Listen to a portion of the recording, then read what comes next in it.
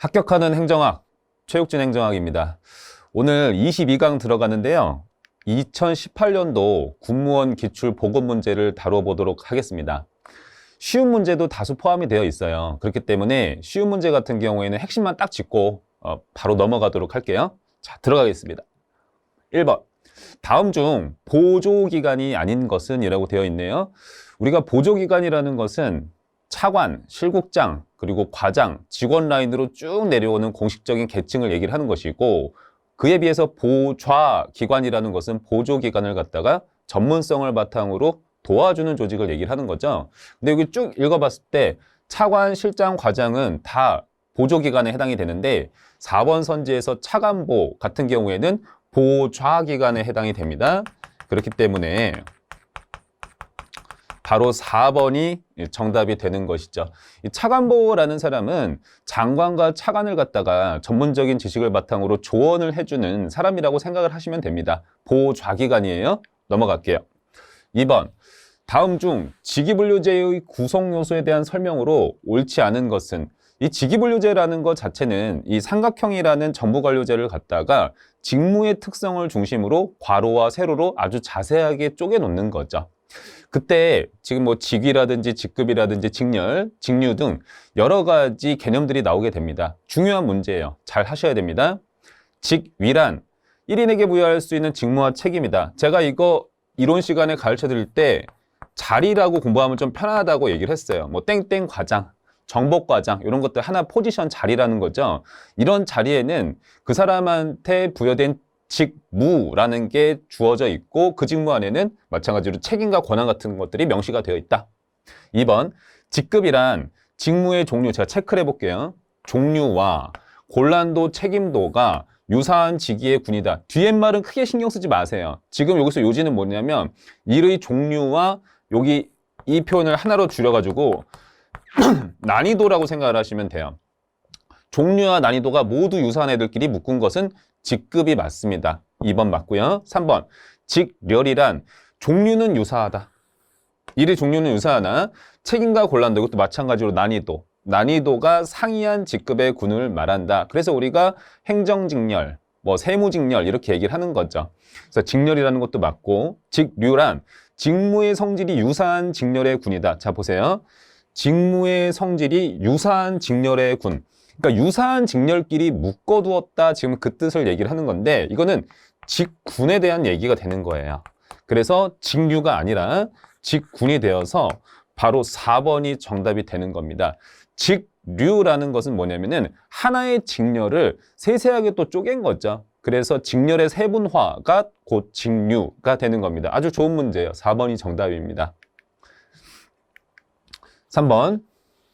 국가공무원법상 공무원 의무에 대한 설명으로 옳지 않은 것은, 우리가 국가공무원법에 보면은 13대 의무라고 해가지고 여러 가지 공무원이 해야 되는, 따라야 되는 의무가 명시되어 있거든요. 거기에 대해서 지금 묻는 거예요. 공무원은 직무를 수행할 때 상관의 직무상 명령에 복종해야 된다. 이거 명령 복종의 의무죠. 2번. 공무원은 직무의 내의를 불문하고 품위가 손상되는 행위를 하여서는 아니 된다. 이것도 다 명시가 되어 있습니다. 물론 그 품위가 손상되는 행위라는 것 자체는 판례를 따져봐야 되는 거예요. 근데 우리가 행정학에서는 판례를 보는 건 아니기 때문에 이런 게 그냥 국가공무원법에 명시되어 있구나 이렇게만 보시면 돼요. 3번.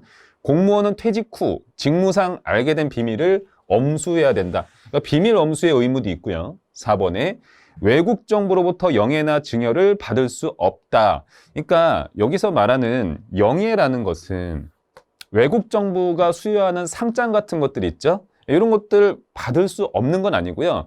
대통령의 허가를 받으면 받을 수가 있는 겁니다. 그렇기 때문에 4번은 틀린 얘기가 되겠어요. 이런 얘기들은 문제를 통해서 가볍게 익혀두는 수준으로 공부를 해두시기를 바랍니다. 자, 넘어가도록 할게요. 4번. 콥의 의제 설정 모형 중 보기에 해당하는 모형은 정부 기관 내에서 제기가 되거나 그 다음에 결정자에게 쉽게 접근할 수 있는 외부 집단이라고 나왔군요. 이런 사람들의 주도로 문제가 제기되고 공식 의제가 되도록 충분한 압력을 가한다. 외부 집단들이 가한다는 거죠. 그럼으로써 정부가 해결할 사회 문제를 선택하는 유형이라고 하는 거네요. 이거를 공부하기 전에 기본적으로 콥과 로스라는 사람들 같은 경우에는 세 가지 유형으로 이제 의제 설정 모형을 나누었습니다. 이거 공부하셔야 되는 거죠. 그래서 이제 동원형이라는 게 있고 최고 결정자가 주도하고요. 그 다음에 내부 접근형이라는 게 있다. 이 내부 접근형이라는 게 고위 관료가 주도하거나 아니면 특정 외부 집단이 주도한다.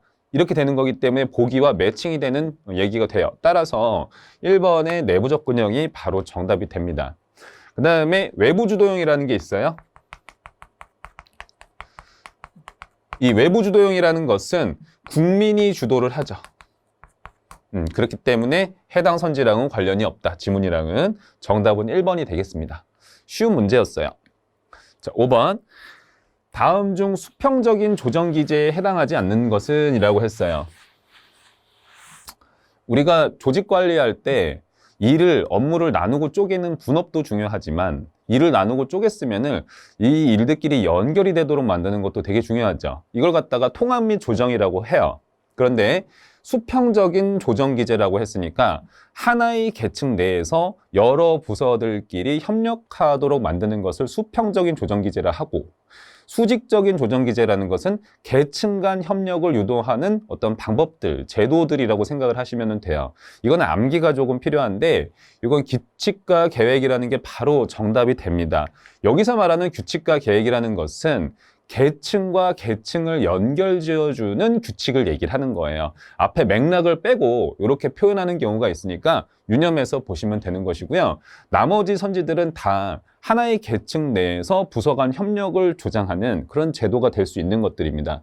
예를 들면은 태스크포스 같은 경우에는 각 부서에서 여러 전문가들을 착출하는 거죠. 그래서 여러 부서가 혼합된 위원회 조직이 되기 때문에 부서 간 협력 기제가 되고, 연락 역할 담당자라는 것은 두 가지 포인트를 기억을 하셔야 돼요. 얘네는 일단은 공식적인 권한은 없어요. 첫째로. 이렇게 되는 것이고, 근데 이제 나름의 전문성은 있는 사람들이라고 생각을 하시면 됩니다. 네. 그러니까 부서별 어떤 지식이 있기 때문에 각 부서를 오가면서 의사소통을 할 수 있는 거거든요. 그래서 전문성은 있다. 그런데 공식적 권한을 부여받은 사람들은 아니다. 그냥 자기가 알아서 오지랖처럼 이렇게 연락 역할을 담당을 하는 겁니다. 민츠버그라는 학자가 명명한 개념이 되어 정답은 1번입니다. 자, 6번. 다음은 목표의 변동에 관한 설명이다. 옳지 않은 것은? 목표의 대치는 조직의 항구성 형성에 기여한다라고 했습니다. 이게 이제 틀렸어요. 목표의 대치가 아니라 승계라고 고쳐야 됩니다. 이 승계라고 하는 거는 뭐냐면은 이런 거죠. 어떤 목표가 있어요. 조직 목표가. 근데 이 목표를 달성하기 위해서, 다시 하겠습니다. 이 목표가 있는데 원래 본질적으로 추구하던 목표 A가 있었어요. 근데 이 목표 A를 목표 B로 바꾸면서 조직이 살아남는 경우를 의미합니다. 다시 말하면은 우리가 국가 조직에서도 뭐 예를 들면 국정원 같은 경우에도 과거에 있었던 조직이었었잖아요. 근데 목표를 바꾸면서 현재 지금 존속하고 있잖아요. 그렇죠? 그러니까 목표를 바꾸면서 조직의 존속에 기여하는 유형이라고 하면은 목표의 승계라고 얘기를 하는 거예요. 따라서 조직의 항구성 형성에 기여한다. 이렇게 되는 게 얘기가 되겠습니다. 따라서 1번이 바로 정답이에요. 이 목표의 대치라고 하는 거는 뭐냐면은 수단에 집착을 하거나 목표가 아닌, 본질적 목표가 아닌 수단에 집착을 하거나 다른 목표로 바뀌는 현상인데, 거기서 말하는 다른 목표라는 거는 예컨대 사익 추구라든지 아니면은 유형적 목표 추구 같은 것들을 의미한다. 이렇게 보시면 되겠어요. 자, 그 다음 2번. 목표의 범주를 확대하거나 수준을 높이는 것을 확대라고 얘기를 하고요. 반대로 목표의 범주를 낮추는 걸 갖다가 축소라고 얘기를 합니다. 3번. 복수 목표 간의 우선순위가 바뀌는 현상이다. 우선순위가 바뀐다. 그러면은 비중 변동이라고 한다. 그다음에 유형적 목표를 추구하게 될 경우에는 이것들 외에 다른 목표는 추구를 못하다 보니까 목표의 전환을 야기할 수 있다. 이렇게 되는 겁니다. 그래서 정답 1번. 자, 7번. 다음 중 스미스가 주장한 현대적인 예산 원칙에 해당하지 않는 것은 이라고 했어요. 그 예산 원칙은 너무너무 중요해요. 그러니까 여러분들 시험에 나올 수 있습니다. 예산 원칙은 크게 봤을 때 두 가지로 나뉘어지는데, 하나가 전통적인 예산 원칙이 있고 현대적인 예산 원칙이 있다. 이렇게 들어가는 거죠. 전통적인 예산 원칙은 행정부를 통제하는 원칙이고, 현대적인 예산 원칙이라는 것은 행정부를 통제하는 면도 있지만 유연함을 부여하는 어떤 원칙이라는 겁니다. 근데 제가 이걸 이론 시간 때 뭐라고 수업을 했었냐면은, 양자 중에서 뭐가 시험에 나온다?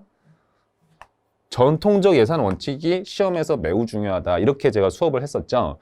설령 현대적인 예산 원칙을 내가 외우지 못했더라도 전통적 예산 원칙이 공부가 잘 되어 있으면은 현대적 예산 원칙에 대한 문제가 나와도 맞출 수 있다. 그 얘기를 했었습니다. 따라서 현대적인 예산 원칙에 해당하지 않는 것, 전통적 예산 원칙 찾으면 되잖아요.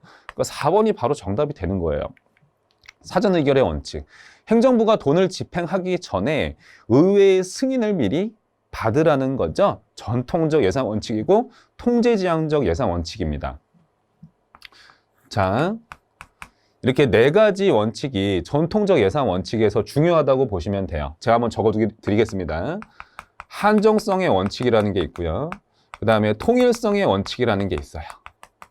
그 다음에 단일성의 원칙, 완전성의 원칙. 이렇게 네 가지가 중요하니까 이 네 가지를 기본적으로는 잘 세팅을 해 두시길 바랍니다.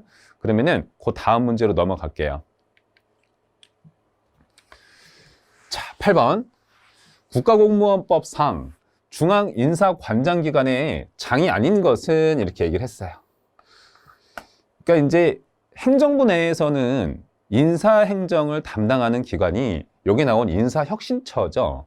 근데 이제 행정부 내에서만 인사행정을 담당하는 조직이 있는 건 아니잖아요. 그렇죠. 상식적으로. 그래서 국회에도 있고 이렇게 중앙선관위에도 인사행정을 담당하는 사람들이 있는데요. 이 사람들은 주로 사무처에 이제 배정이 되어 있습니다. 아니면 행정처 이런데. 그래서 국회 사무총장이라는 사람도 국회 내에서 인사행정을 담당을 하고, 그 다음에 중앙선관위 내에서 인사행정을 담당하는 사람은 또 사무 쪽 일을 담당하고 있는 사무총장이 되고요.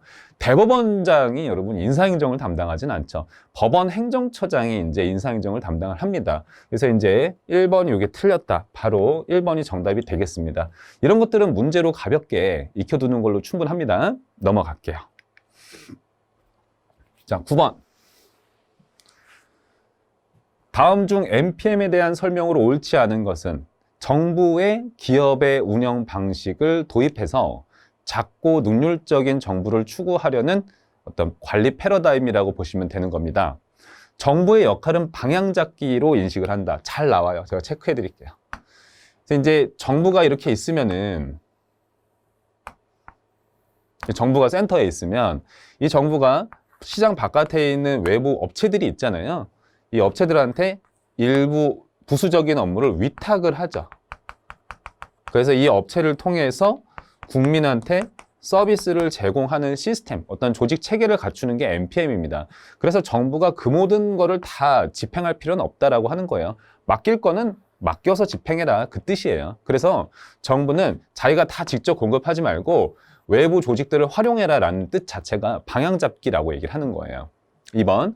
고객 중심 논리는 국민을 수동적인 존재가 아니라 능동적인 존재로 만들 우려가 있다. 수동적인 존재로 만들 우려가 있다라고 얘기를 하는 거예요. 이게 이제 NPM에 대한 비판 중에 하나가 되는 건데요. 2번이 바로 정답입니다. 근데 여기서 수동적인 존재로 국민을 만들 우려가 있다라는 건 뭐냐면, NPM에서 국민은 고객으로 간주되거든요. 커스터머, 소비자라는 거예요. 뭐의 소비자죠? 정부가 공급하는 공공 서비스를 소비하는 사람들이라는 거예요. 그 말뜻 자체가 정부가 제공하는 공공 서비스에 대해서 싫어, 좋아, 이런 것만 표시하는 사람들이라는 거죠. 이게 다소 수동적이라고 지금 비판을 받고 있는 거예요. 그러면 능동적인 건 뭡니까? 단지 호불호를 표현하는 게 아니라 정부가 어떤 서비스를 제공해야 되는지 직접 그 장에 참여해서 의사결정을 하는 사람은 아니라는 거죠. 근데 이 민주주의 사회에서는 국민이기 때문에, 고객이 아니라 시민은 국민이기 때문에 능동적인 존재로 다루어져야 된다라고 NPS가 이제 비판한 바가 있는 거죠. 무튼 요점은 NPM은 국민을 수동적인 존재로 만들 우려가 있다. 왜? 호불호만 표시하는 거니까. 이렇게 간단하게 정리하세요. 3번, 기업의 운영 방식을 정부에 도입한다. 그 다음에 4번에 수익자 부담 원칙, 민영화 확대 등을 골자로 한다. 수익자 부담 원칙이라는 것은 돈을 낸 사람이 서비스를 누리게끔 만드는 것이고, 그리고 이렇게 민영화라는 것은 정부가 다 공급하지 말고 시장한테 팔 건 또 팔으라는 거죠. 이런 것들을 활용을 해서 작고 능률적인 정부에 기여해라, 그 뜻이 되겠습니다. 어려운 건 아니었고요. 바로 2번이 정답이었어요. 10번, 다음 중 예산 집행 과정에서 신축성 유지 방안에 해당하지 않는 것은 이라고 했습니다. 이것도 제가 시험에 반드시 나온다고 했습니다. 신축성 유지 방안이라는 것은 회계 연도, 즉 예산이 집행되는 과정에서 여러 가지 사건이 발생할 수 있으니까 그런 일에 대비해서 유연함을 가져올 수 있는 제도를 만드는 거, 이게 신축성 확보 방안인데, 지금 여기서 1번에 배정 및 재배정이라는 것은 통제 확보 방안이죠. 그래서 바로 1번이 정답이에요. 1번이 정답이다. 이 배정 및 재배정이라는 거는 어떤 의미냐면, 의회가 회계연도 개시 30일 전까지 예산안을 의결하잖아요. 그러면은 이제 회계연도로 넘어가요. 조금 있다가. 그럼 기재부 장관이 중앙관서에다가 야, 의회에서 이렇게 의결을 했어 라고 이제 알려주는 거죠. 너 이렇게 돈 쓰면 돼 라고 알려주는 겁니다. 이걸 배정이라고 하는 거예요. 그러니까 이거는 유연한 게 아니에요. 통제를 하는 거지. 그리고 중앙관서도 산하기관한테 야, 의회가 이렇게 결정했다라고 기재부가 알려줬어 라고 하는 걸 재배정이라고 하는 거죠. 그래서 이거는 통제확보 방안에 들어간다. 이렇게 보시면 되겠습니다.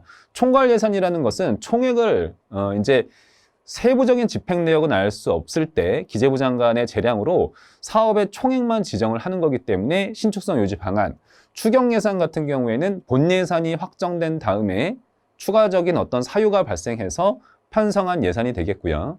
그 다음에 4번의 수입 대체 경비라는 것은 수입을 발생시키는 지출인데, 초과적인 행정 수요가 발생을 했을 때 초과적인 지출을 할 수 있도록 제도를 만들어 두었기 때문에 이거는 신축성 확보 방안에 들어갑니다.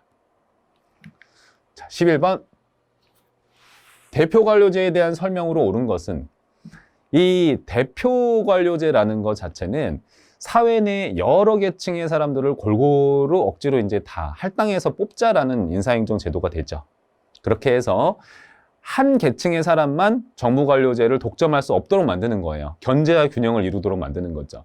이러한 견제와 균형을 내부 통제라고 얘기를 합니다. 따라서 대표관료제의 가장 큰 장점 중에 하나가 내부 통제 기능을 수행한다는 거예요. 그래서 정답은 바로 1번이 되는 겁니다.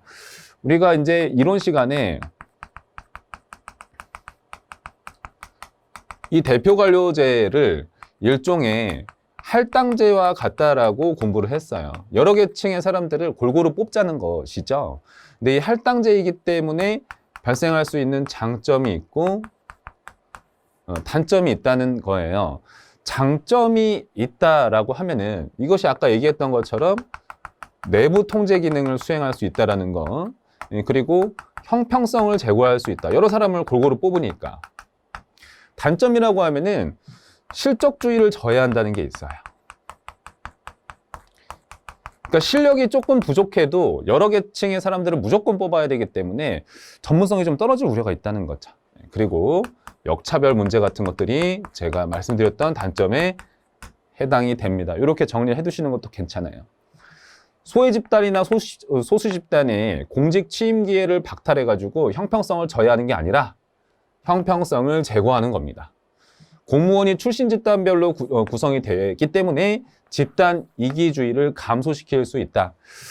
그러니까 특정한 집단이 만약에 영향력이 좀 셀 경우에는 집단 이기주의가 나타날 수도 있거든요. 그래서 이 부분이 불편하다. 4번, 인사행정의 능률성을 제고하는 게 아니라 떨어뜨릴 수 있다. 실적주의를 저해할 수 있다라고 제가 얘기를 했었죠. 그래서 1번이 바로 정답이에요. 좋은 문제입니다. 12번, 국가재정법상 추경 예산의 편성 사유가 아닌 것은 자, 올해도 선생님이 이제 뉴스를 이렇게 보다 보니까 코로나 상황 때문에 추경 예산을 또 추가적으로 이제 편성을 했죠. 이제 의회가 물론 승인을 해줘야지 그거를 집행을 할 수는 있는 겁니다.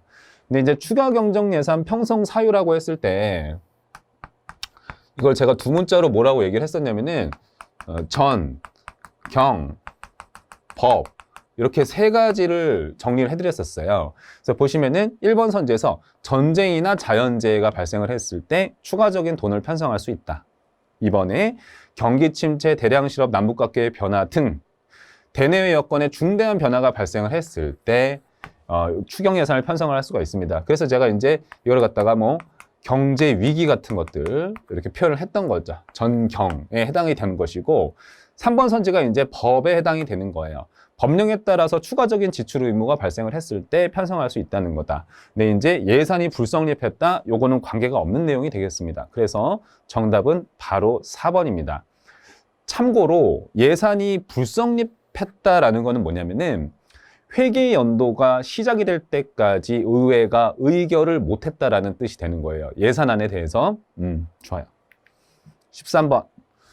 공공기관에 대한 설명으로 옳지 않은 것은 공공기관은 공기업, 준정부기관, 기타 공공기관으로 나뉩니다.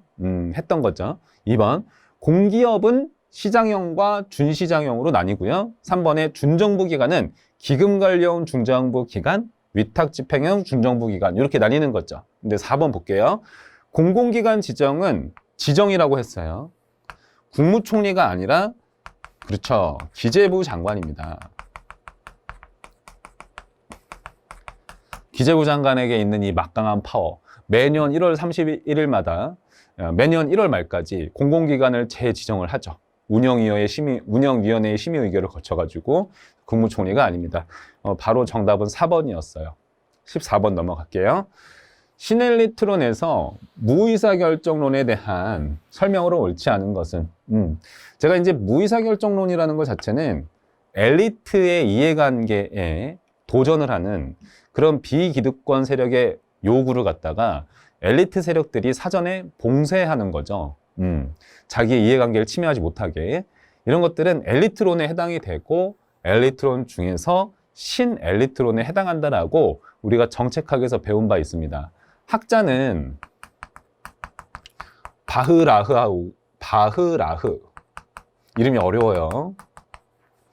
바라츠 이렇게 보시면 되겠어요.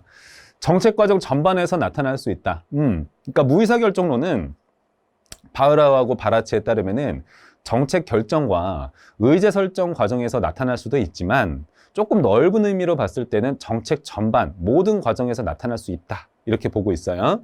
그다음 2번. 권력계층의 기득권을 침해할 때, 그렇죠.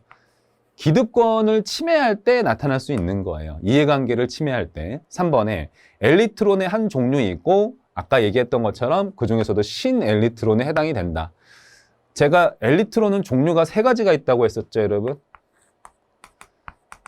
고전적인 엘리트론이 있고 1950년대 엘리트론이 있고 신엘리트론이 있다. 이렇게 된다는 거예요. 그 다음 4번.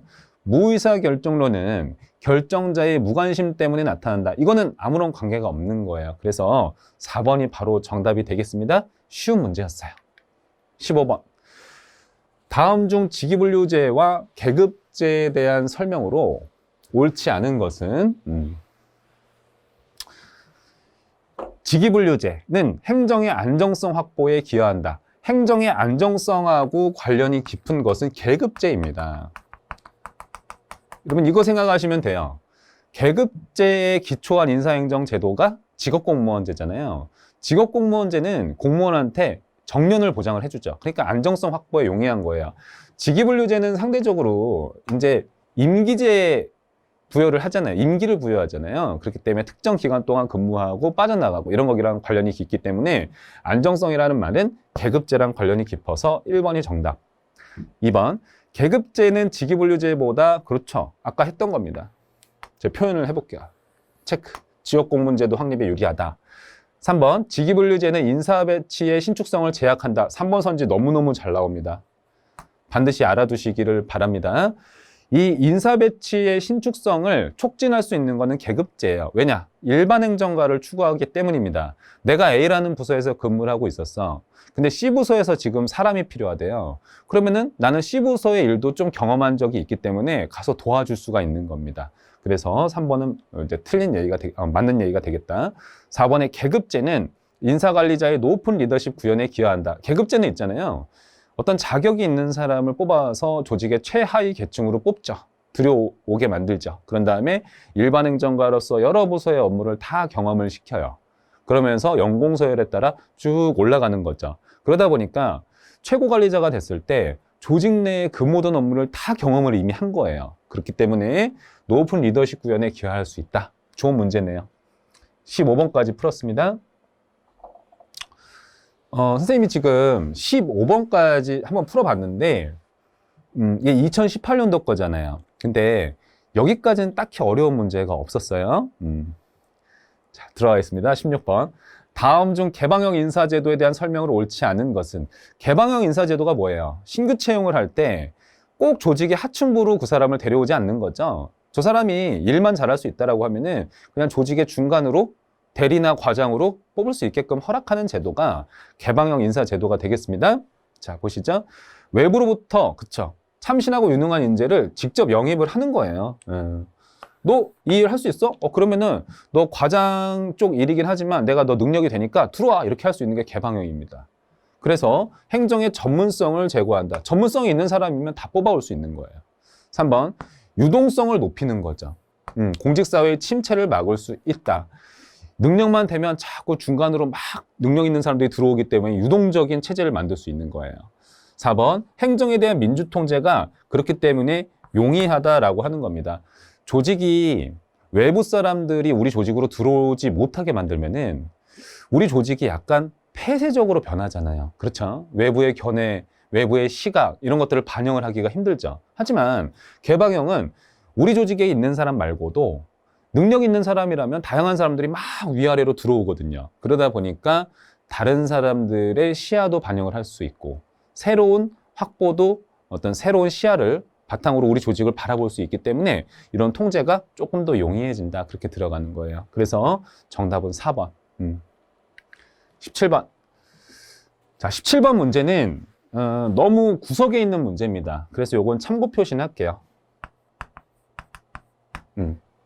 공무원 임용령상에서 보직관리 기준에 따른 직무 요건이 아닌 것은, 저는 이거는 일회성 문제라고 생각을 하고요.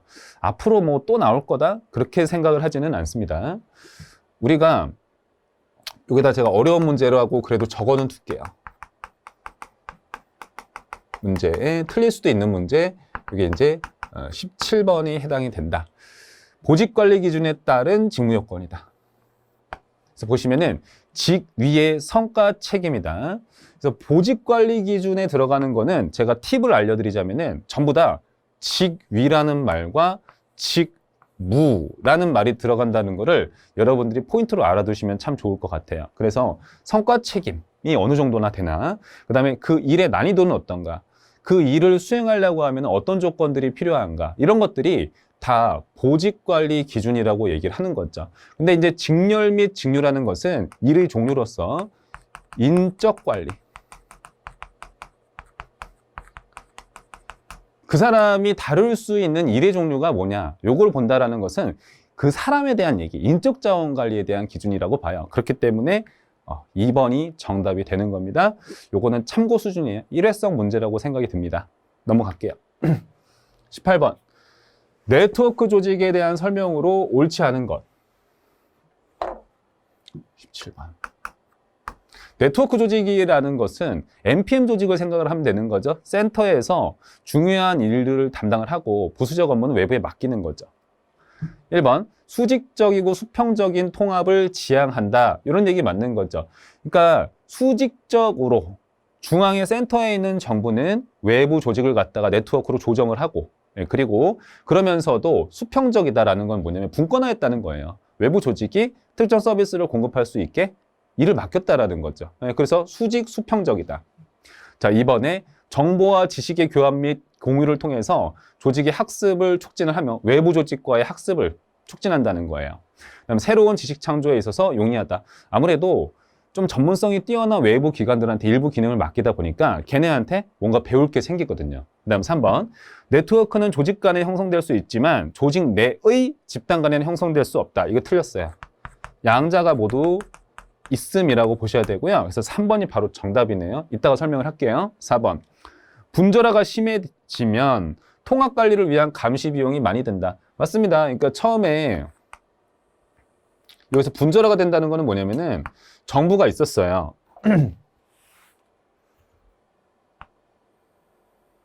정부가 있었는데 처음에는 한두 가지 일만 바깥에다가 맡겼던 거죠. 근데 이제 분절화가 심해졌다는 건 뭐냐면은 너무 많은 일을 바깥에다가 위탁을 했다라는 뜻이 되는 거예요. 이렇게 너무 많은 일들을 바깥에다가 맡고 있는 거예요. 이러다 보면 조직이 나눠지고 쪼개지는 분절화 현상이 너무 심해지는 겁니다. 그러다 보면은 통합을 하기가 참 어려워진다. 얘네들 다 감시하기가 너무 어려워진다는 얘기가 되는 거죠. 그 다음에 조직 간의 형성이 될 수 있다는 거는 뭐냐면은 예를 들면 정부를 기준으로 했을 때 정부가 시장의 어떤 업체한테 맡긴다. 이러면 조직 간의 형성이 된 거예요. 네트워크가. 근데 조직 내 집단 간에도 형성이 될 수 있다는 건 뭐냐면 정부 조직을 기준으로 했을 때 예를 들어서 책임 운영 기관 같은 것들이 대표적이죠. 그러니까 이거는 특정 업무에 대해서 책임지고 운영하는 기관을 정부 내에서 지정을 하는 거죠. 예를 들면 어떤 것들이 있어요. 국립나주병원 같은 것들이 있잖아요. 그래서 여기 보복부가 있어요. 보건복지부. 보건복지부의 소속 책임 운영 기관으로서 나주병원이 있는 거죠. 이 나주병원한테 특정 정신질환에 대한 서비스를 공급할 수 있는 권한을 주는 겁니다. 조직 내부, 정부라는 조직 내부에서 형성이 되는 거죠. 그럼 나주병원이 이제 국민한테 서비스를 제공을 하는 케이스가 되는 거죠. 물론 돈을 받고요. 넘어갈게요. 19번. 다음 중 거래비용론에 대한 설명으로 옳지 않은 것은 이라고 얘기를 했습니다. 볼게요. 거래비용론이라는 건 이런 거죠. 뭐 예를 들어 현대 아파트를 선생님이 만들었어요. 현대 아파트라고 하기 그래요. 욱진 아파트. 욱진 아파트를 만들었는데 모든 아파트 내에는 엘리베이터가 있어야 되잖아요. 근데 우리 지금 건설회사에는 엘리베이터를 만들 수 있는 기술력이 없는 거예요. 그러면은 엘리베이터를 만들 수 있는 회사한테 외주를 주면 되겠죠. 왜 외주를 줄까요? 우리 조직에서 욱진 아파트, 욱진 회사에서 엘리베이터를 건설할 수 있는 재료라든가 인건비, 어떤 재료 이런 것들을 다 종합해가지고 제 돈 들여가지고 생산하는 것보다는 기존에 있는 업체한테 맡겨가지고 생산을 하는 게 조금 더 쌀 거라고 생각이 들면 외부에다 맡기는 거죠. 그래서 이런 것들을 설명할 수 있는 게 거래비용론이라고 생각하시면 돼요. 예를 들어 볼게요. 조정비용이 거래비용보다 클 때 내부화한다라고 했어요. 여기서 조정비용이라는 게 이제 말장난인데, 그러니까 자체 생산 비용이에요. 자체 생산 비용. 그러면 거래 비용이라는 건 뭐냐면은 말 그대로 외부의 어떤 업체한테 맡길 때 들어가는 비용이라고 생각을 하시면 돼요. 자, 자체 생산 비용이 거래 비용보다 더 크다면, 즉 아까 예로 따지자면 뭐예요? 제가 엘리베이터를 만들 수 있는 사람을 뽑고 재료를 다 사갈 때 그 비용이 외부 업체한테 맡길 때보다 더 크다는 거잖아요. 그러면은 내부화한다. 이게 틀린 거죠. 바깥에다가 맡겨야 되겠죠. 그러니까 내부화가 아니라 외부화라고 고쳐야 되는 거예요. 이해만 되어 있으면은 바로 풀 수 있는 문제입니다. 내부화한다는 건 뭐냐면 내부 생산, 자체 생산한다는 뜻이에요. 근데 그게 아니라 거래 비용이 더 싸니까 바깥에다 맡겨서 생산하면 된다. 그 뜻이에요. 윌리엄슨이라는 개념을 사람을 챙겨두세요. 이 사람이 거래비용론을 만들었고요. 거래비용을 최소화하기 위해서 U자형 조직보다는 M자형 조직으로 전환할 것을 주장하였다. 여기서 말하는 M자형 조직이라는 거는 사업구조예요. 만약에 거래비용, 이제 윌리엄슨이 이렇게 얘기를 해요. 거래비용이 굉장히 큰 상황이라고 가정을 하자. 그러면은 어쩔 수 없이 외부 생산하는 게 아니라 우리가 자체 생산을 하기 위해서 조직을 하나 만들어야 될 것이다. 이렇게 들어가요. 자, 그렇게 해서 조직을 만들 때 가급적이면은 U자형 조직이라는 것은 기능 구조예요. 기능 구조보다는 내가 봤을 때는 사업 구조가 조금 더 효율적인 조직 구조라고 생각을 해 라고 이 사람은 생각을 했다는 거예요. 여기서 말하는 사업 구조는 산출물 단위로 이제 조직을 편성을 하는 거죠. 그래서 환경 대응력을 높일 수 있다는 점을 큰 장점으로 바라봤다는 겁니다. 3번, 거래 비용론은 거래 비용을 기준으로 조직의 생성 이유를 그래서 밝힌 이론이고요. 4번에 자산의 특정성이 크다면 거래 비용은 증가한다 이렇게 얘기를 했어요. 우리가 어렵게 공부하지 말고 자산의 특정성이라는 것은 자산의 특수성이라고 보셔도 좋은데 예를 들면 특산품 같은 거 생각을 하세요. 우리나라에서도 뭐 나주 지역에서는 배가 유명하다 이런 게 있잖아요. 근데 이제 그게 자산의 특정성이 큰 거거든요. 특산품이라는 것은. 그래서 또 다른 지역에 있는 어떤 회사한테 이거를 맡기기가 어려워지는 거죠. 그러니까 거래 비용이 증가한다라고 얘기를 하는 거예요. 간단하게 이해만 했으면 됩니다. 문제 자체는 쉬웠습니다. 20번. 정책 네트워크 모형에 대한 설명으로 자, 옳지 않은 것은 이슈 네트워크는 정책 공동체에 비해서 파지티브 썸 게임의 양태를 보인다. 자, 이슈 네트워크는 굉장히 개방적인 네트워크고 불안정한 네트워크죠. 그렇기 때문에 파지티브 썸이 아니라 제로 썸 게임이에요. 게임의 양태를 보인다. 이렇게 들어가고요. 이번에 이슈망이 이슈 네트워크예요. 같은 말입니다. 유동적이고 불안정한 망이다. 아까 제가 얘기를 했었죠. 경계가 대단히 모호한 편이다. 여러 사람들이 많이 참여할 수 있는 네트워크망이다. 이익집단 정부관료 의원으로 구성된 네트워크는 철의 삼각이다. 중요한 선지입니다. 꼭 익혀두시기 바랍니다. 우리가 했던 거죠. 정책 공동체는 안정적이고 폐쇄적인 네트워크이다. 그러니까 정책 공동체라는 네트워크는 아무나 막 참여할 수 있도록 하진 않는다는 거죠. 그러니까 폐쇄적이고 참여자 간의 협력이 대단히 잘 된다는 점에서 안정적인 네트워크 이렇게 들어가는 거예요. 정답은 1번이었습니다. 어려운 건 아닙니다. 21번. 다음 중 우리나라의 지방자치에 관한 설명으로 옳지 않은 것. 1번 선지 중요하죠. 우리나라는 포괄적 예시주의를 채택을 하고 있다. 그래서 여러 지자체를 하나로 묶어가지고 예를 들면 시군구는 이러한 일들을 할 수 있다. 예시를 들어서 설명을 하고 있고요. 이번에 특별시, 광역시, 특별자치시가 아닌 인구 50만 이상의 시, 자치구가 아닌 구를 둘 수 있다. 행정구를 둘 수 있다라는 얘기가 되겠고, 예를 들면은 수원시 팔달구, 아니면 성남시 분당구 이런 것들이 있었습니다. 군에는 읍면을 두며 시와 구에는 동을, 읍면에는 리를 둔다. 이거 다 맞는 얘기가 되는 거죠. 3번. 제주도는 자치계층과 행정계층이 일치한다. 일치하지 않습니다. 이거 틀린 거예요. 그래서 바로 정답이 3번이 되고요.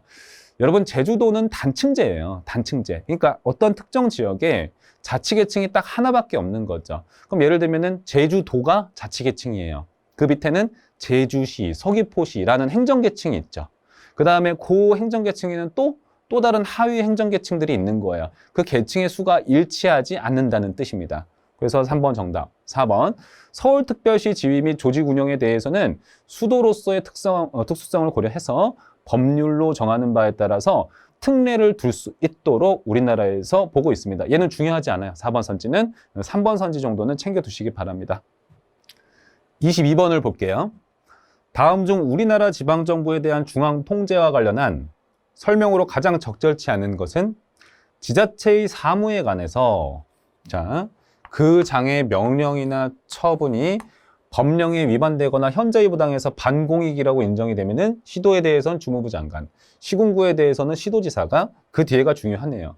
기간을 정하여 서면으로 시정할 것을 명한다.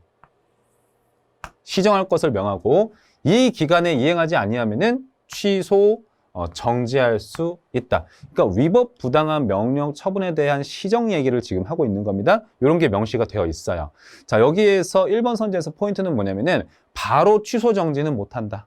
일단 기간을 정해서 서면으로 시정할 것을 먼저 명령하는 게 첫 번째 순서다. 요거 포인트 잡으시고, 이번에 지자체장이 국가 위임사무나 시도 위임사무 관리와 집행을 명백히 게을리할 때, 자, 위임사무에 대해서 집행을 게을리할 때 이행사항을 명령할 수 있도록 지금 자치법에서 명시를 하고 있고요. 그러니까 이 위임사무 같은 경우에는 국가나 상위 어떤 지자체가 학급 지자체한테 이제 맡긴 거잖아요. 그 위임사무를 갖다가 게을리하면 안 되겠죠. 그러니까 빨리 하라고, 게을리하고 있다면 빨리 하라고 이를 명령할 수 있다.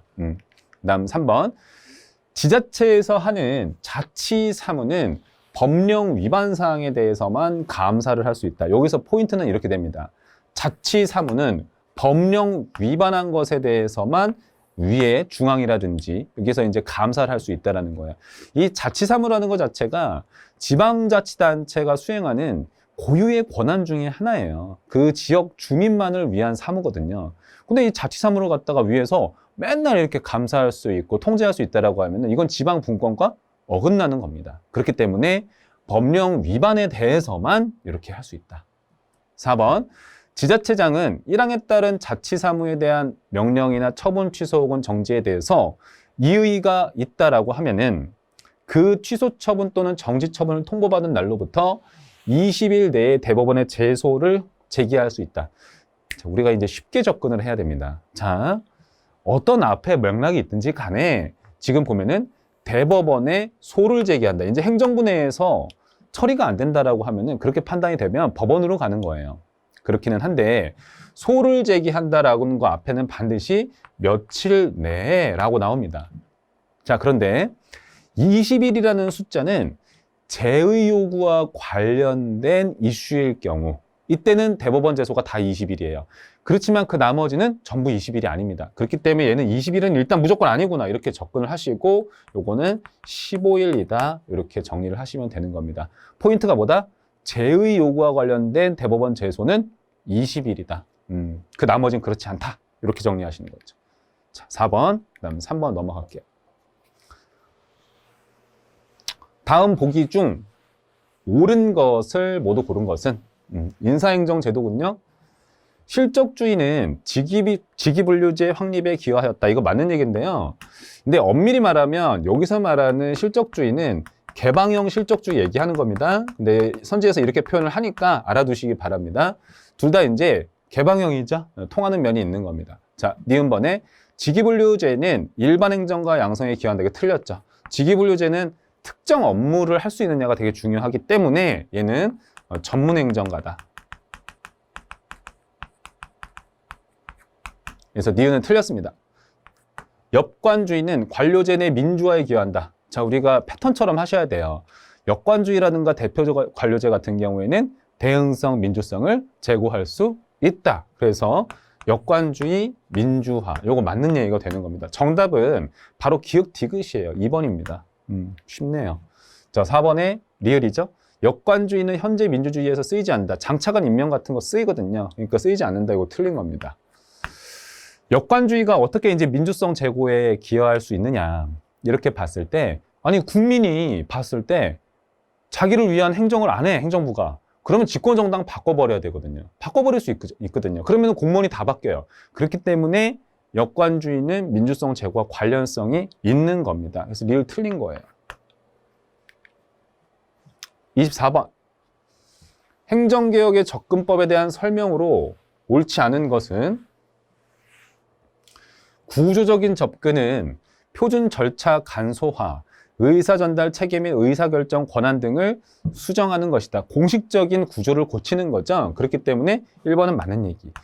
행태적인 접근은 행동을 바꾸는 겁니다. 그래서 구성원의 가치관 이런 것들도 다 행동에 들어가는 거예요. 행태를 의도적으로 변화시켜서 체제의 변화를 유도한다. 관리기술적 접근은 행정체제 내의 과정 또는 일의 흐름을 개선하려는 접근이다. 이것도 맞죠. 4번에 문화론적인 접근은 정책 목표와 내용. 자, 이것만 보고 벌써 끝냈어야 됩니다. 이 목표와 내용을 수정한다는 것은 사업 중심 접근에 대한 얘기예요. 문화론적 접근은 말 그대로 조직 내 문화를 바꾼다는 겁니다. 그래서 정답은 4번.